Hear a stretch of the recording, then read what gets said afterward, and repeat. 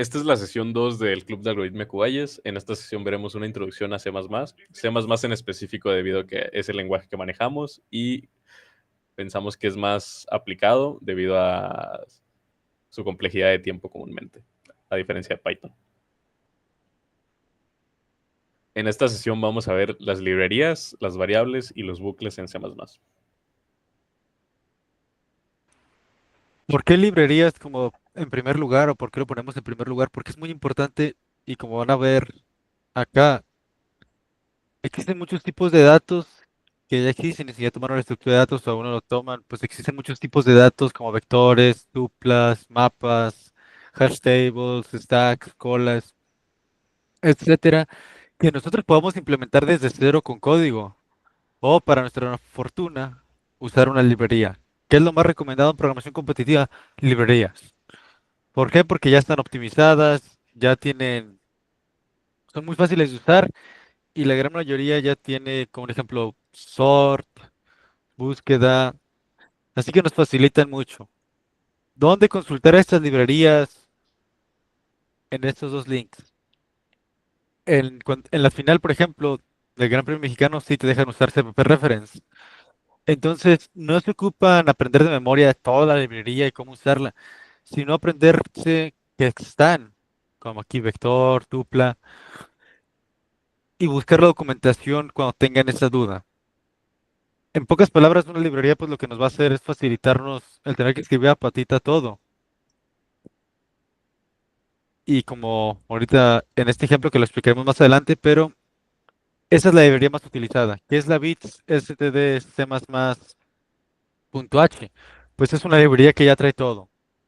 ¿Cuál es la ventaja? Que ya no tenemos que acordarnos de CMath, IOStream, entre otros. O sea, si ya usaron C++ o si no han programado, y este es como su primer vistazo, pues C++ se basa en librerías. La estructura básica pues es un main, las librerías, el namespace std, lo que nos beneficia es no tener que estar usando std dos puntos antes de cada clase. Estas dos partes es para desincronizar el stdio del C con el sin de C++, lo cual hace que sea un poco más rápido la entrada y salida. Pero esto lo explicaremos más a detalle más adelante. Pero sí es importante que sepan que las librerías pues lo que nos hacen es facilitarnos justo el tener que usar estos tipos de datos. Porque podemos implementarlo desde cero y usar arreglos en vez de vectores, entre otras cosas. Pero ¿cuál es la diferencia? Pues que un arreglo, por definición, si ya tomaron estructura de datos, está limitado a su tamaño. Es decir, si yo tengo un arreglo de tres elementos, pues solo puedo tener tres elementos. A no ser que explícitamente digan, ah, pues ocupo cinco elementos. Va a ser de este tamaño, pues fijado. ¿Qué es la ventaja si usamos un vector, por ejemplo? Por eso es importante las librerías y entender que hay más tipos de datos compuestos. Pues que si usamos vector, el vector es un tipo de arreglo dinámico. Es decir, su tamaño no está definido ni está estático. Así que podemos tener un elemento, luego meter otro y así ir creciendo. Es por eso que sí es importante que ustedes sepan que hay muchas librerías y que para cada tipo de datos tipo de dato compuesto suele estar su librería. Es por eso otra de las razones por las que usamos C++, porque la Standard Template Library y la Standard Library pues están muy grandes en cuanto a librerías, estructura de datos. Entonces sí nos facilitan mucho, como van a poder ver aquí justo en este apartado de estructura de datos. Pues que ya no tenemos que hacer todos los métodos, ¿no? A patitas, sino como aquí, un vector. ¿Cómo inserto un dato? Pushback. ¿Cómo obtengo su tamaño? Size. Puedo ordenarlos, puedo hacer muchas más funciones que si yo estuviera usando estructura de datos a patitas. O sea, por eso sí es relevante entender y aprender a usar las librerías. Justo en estos links que les envié, como aquí cplus.com y CPP Reference. Aquí está la documentación oficial. Entonces, si ustedes tienen duda con alguna estructura de datos o librería en particular, pues ya pueden ustedes buscar aquí, por ejemplo, vector. Y aquí nos dice vector, pertenece a a la librería vector, pero si usamos, como les comenté, la bit, pues ya está incluida por defecto. Y aquí les explica, ¿no? Es un arreglo dinámico, tienes todos estos métodos de la clase, y ya si ustedes no saben usarla, pues ya pueden darle aquí, les va a explicar cómo se usa el ejemplo. Sepa, o sea, literal, si van a programar en C++, su mejor amigo sí son estas dos páginas, porque cualquier duda que tengan con el lenguaje, siempre van a poder venir aquí. Por ejemplo, ya cargo CVP Reference, y literalmente, pues está todo lo del lenguaje, así que si tienen alguna duda con alguna librería, pues sí es útil que conozcan estas dos páginas. Porque un ejemplo, una librería muy útil, que en programación competitiva es Algorithm. Entonces, si tienen duda de cómo funciona Algorithm, pues ya bien buscan esta librería en particular. Y aquí les va a decir, pues esta librería tiene todos estos métodos. Entonces, suponiendo que en algún problema dice, encuentra las apariencias de un valor en un rango. Pues yo pudiera hacerlo con un for o venir a la librería Algorithm, ver si hay algún método que nos sirva, como en este caso ver cómo se declara, cómo se usa. Y nos dice, pues si tienes un vector o un arreglo, tú puedes extraer cuántas veces se repitió un valor en este arreglo, cuántas veces apareció. Entonces, en eso nos ayuda la librería, en que ya hay muchos métodos, muchas funciones ya hechas. Entonces, pues sí nos facilitan la vida como programadores y justo más en programación competitiva, porque al final no tenemos que acordarnos de todo. Ahora pasaremos a ver las variables. Las variables, en este caso, es algo más, es algo también esencial en el código. Y usualmente, y bueno, las variables se puede decir que son como contenedores donde vas a guardar tus datos. En los problemas, usualmente te suelen pedir números, palabras, letras con las que trabajar, y una variable es como un contenedor que tienes que declarar, y ahorita voy a explicar eso, que tienes que declarar para guardar lo que quieras tú guardar. Usualmente por eso se le llaman variables, o sea, porque van a guardar algo que puede variar. Para una variable, como dije, se puede declarar y se tiene que declarar. En este caso, al tratarse de C++. Y para eso se tienen los tipos de datos. Como ya había mencionado mi compañero anteriormente, se tienen tanto tipos de datos básicos como datos ya más compuestos. En este caso, con los básicos, se tiene el int, que son números enteros, números que no tienen decimal, que en este caso sería pues 0, 1, 2, todos esos números. Los long son números también enteros, pero que tienen más capacidad de guardar. Flotantes o float son números ya decimales, 1.5, 2.2, etcétera, etcétera. Double es lo mismo que float, pero ya con más capacidad de guardar un número más grandotote. Char son caracteres que se puede guardar que se puede guardar tanto en cadenas como en una sola letra. Bool son tipos de datos ya de lógica. En este caso solo existen dos, true o false, o sea, falso y verdadero. Y por último se tienen los string, que son cadenas de caracteres, o sea, son varias letras. Y bueno, en general, además de esos tipos de datos básicos, también están los compuestos, que ya esos son más, pues, ¿cómo se puede decir? Son más específicos y se usan para cosas más específicas y se requieren alguna que otra librería o algo así. Ya como alguno básico que se puede mencionar es el vector, que es como un array, se puede decir. Y pues sí, poco más.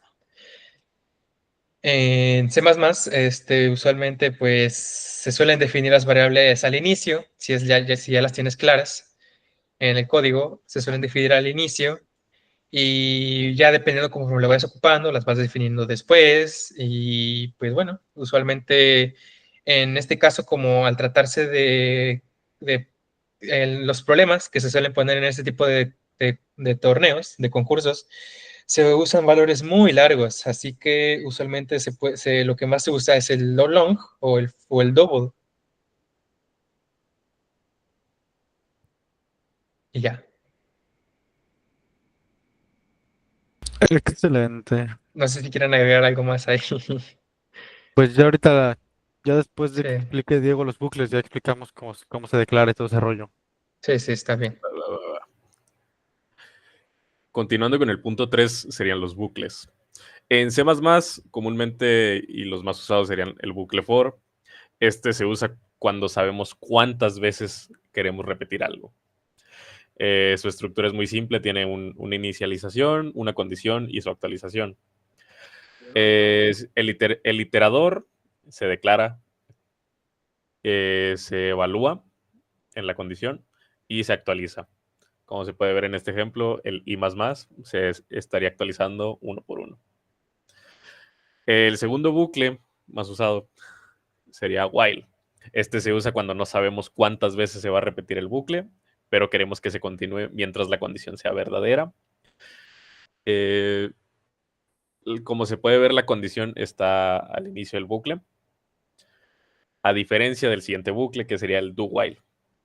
Es muy parecido al while, pero la diferencia de este es que siempre se va a ejecutar al menos una vez, debido a que su condición está hasta el final. Aunque la condición de esta sea falsa desde el principio, este bucle siempre se va a ejecutar una vez.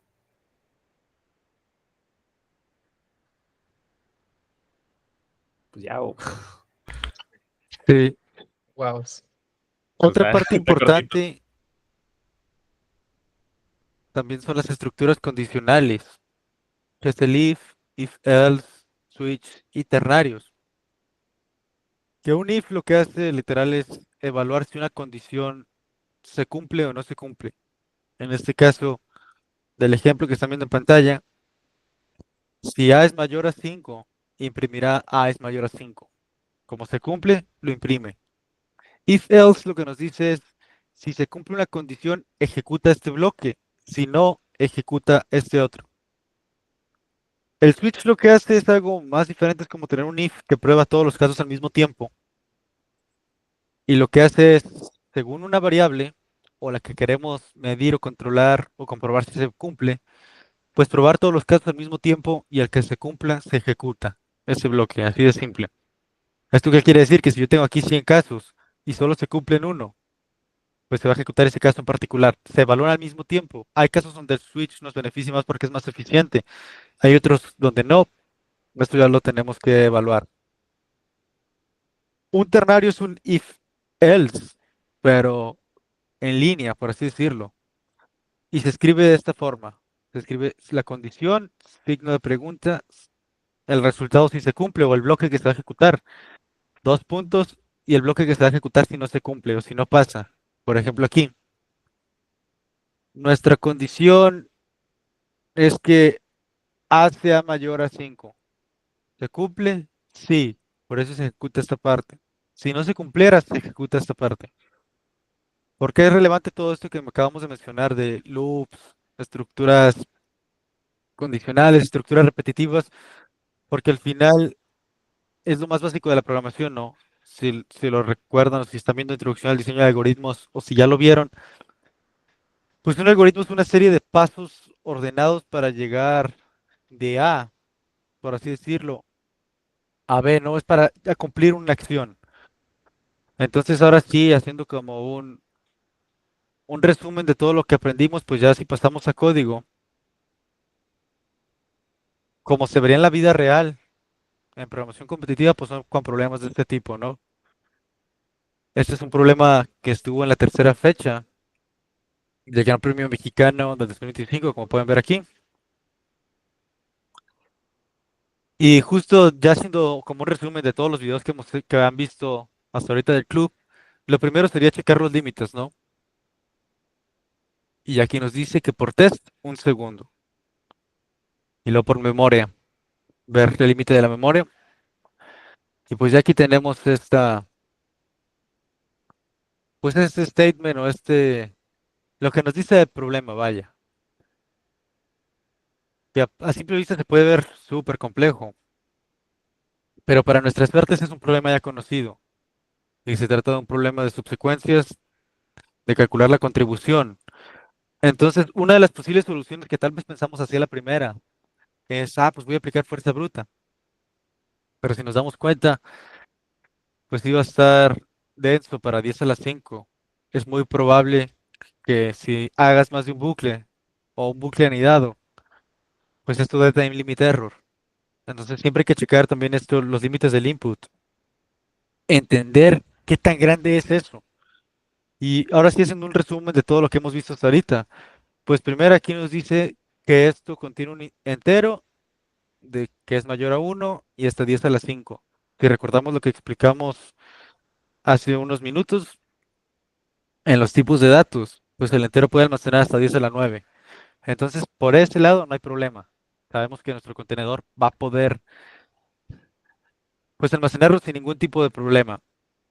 Y luego nos dice, en la segunda línea contiene también enteros que son menores a 10 a la 3. Igual, para esto podemos usar enteros. Y pues ya efectuando esto, así es como se vería el algoritmo. Tal vez parezca muy complejo, pero pues todo empieza con con declarar las librerías, ¿no? Entonces, primero es declarar la librería. Luego, es muy común que se use el using namespace std. ¿Por qué? Porque por defecto en C++ todo pertenece a la clase std, la gran mayoría. Entonces, para todo tendríamos que poner std y el método. Entonces, pues imagínense si tenemos que estar escribiendo muy rápido, contrarreloj y todo este rollo, estar escribiendo para cada cosa std, dos puntos y el método o función, pues iba a estar muy tedioso, ¿no? Entonces, el using namespace lo que les dice es como, hey, todo es de este apodo, nomás ya dime qué es, no me digas el apodo. Luego, aquí, antes de nuestro main, se suelen definir macros que en realidad son como atajos, véanlo así. Entonces, si yo sé que voy a ocupar un long log, pues yo puedo escribirlo acá abajo, pero si se va a repetir, pues sí me conviene más definir un atajo y ya solo decirle, hey, eso significa esto. Luego tenemos un main. Dentro de este main tenemos estas dos primeras instrucciones que lo que hacen es desincronizar el stdio con el iStream. Entonces, esto hace que sea un poquito más eficiente la entrada y salida. Pueden no ponerlo, o sí, eso ya depende de ustedes. Luego tenemos nuestra primera variable definida. ¿Cómo se define una variable en C++? El tipo de dato y el nombre de la variable. ¿Qué pasa si la variable ya la queremos inicializar en algo? Pues es tipo de dato, nombre y su valor.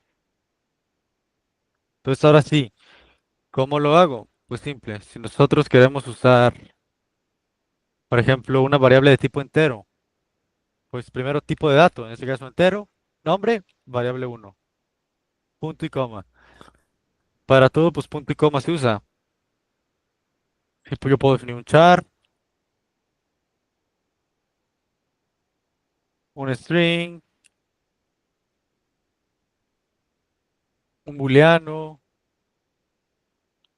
etcétera. Para todos es lo mismo. Para definirlo se usa el tipo de dato y el nombre de la variable. Si yo le quiero asignar un valor, se puede. Y pues ya nomás tendría que poner el tipo de datos, su nombre y su valor con el que se iniciará. Para leer en C++, entiéndase leer como obtener pues entrada al teclado. Se usa sin. Sin mayor mayor y el nombre de la variable o la variable donde se va a guardar esa información. Entonces, si yo quiero leer un carácter, pondría sin, como la variable de carácter se llama va2, pues va2. Para imprimir se usa cout. Si notan, literal esto dice entrada, C entrada, y esto dice C salida. Entonces, pues no es tan difícil recordar eso. Para los bucles, como ya lo mostramos en el ejemplo, primero se define el iterador. ¿Puedo definirlo fuera? Sí. pero normalmente se define aquí dentro del for. El iterador, ¿hasta dónde y con qué paso? ¿Qué es esto de con qué paso? Pues de cuánto en cuánto va a incrementar. Normalmente puede ser más uno, o sea, este va a ir incrementando de uno en uno. Si empieza en cero, va a ir cero, uno y así. O puede ir decrementando también. Si nosotros ponemos aquí menos menos, pues va a ir de menos uno, menos uno, menos uno. Algo que no mencionamos y es muy importante siempre checar que esto esté correcto para que no vaya a dar bucles infinitos. O sea, siempre hay que entender qué queremos iterar, cómo y hasta dónde. Y pues esto es como una pequeña introducción a C++. Realmente, pues, si quieren aprender C++, van a aprender C++ programando.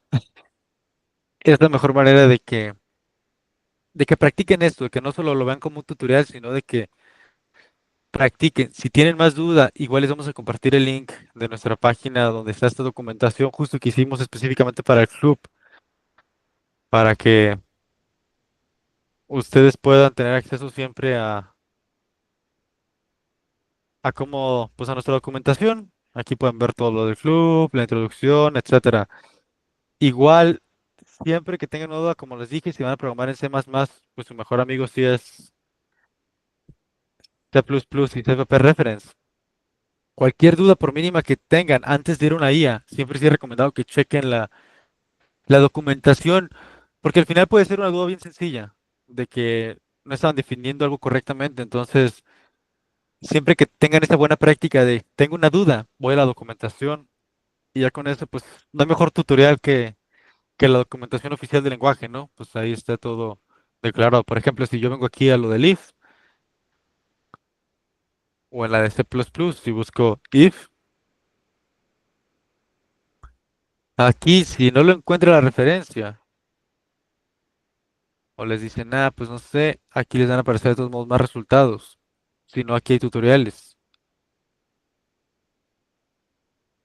Pero sí, siempre tengan esa buena práctica como aquí. If statement, ya cargó. Y aquí pues ya les explica que si la condición es true, el bloque true se va a ejecutar. Aquí les da el ejemplo. O sea, siempre su mejor amigo pues son esas páginas de documentación. Entonces, siempre que tengan una duda, diríjanse a esas páginas.